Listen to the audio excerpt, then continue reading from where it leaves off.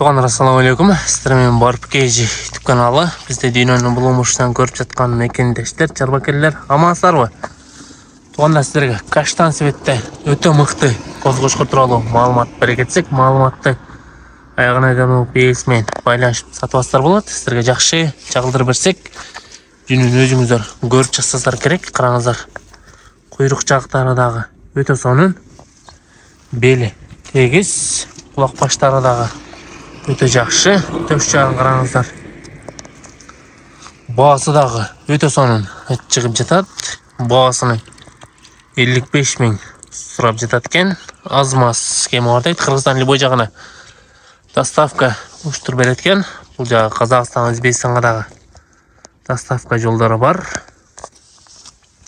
Туғандар, линиясын айта кетсек, линиясы жантырайып құрсана қағаздың қорасына шыққан қозғошқыр.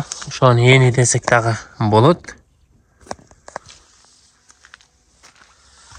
Дәреге Жалабаты болысы, Сузақ районы, Дача айдына тұрады.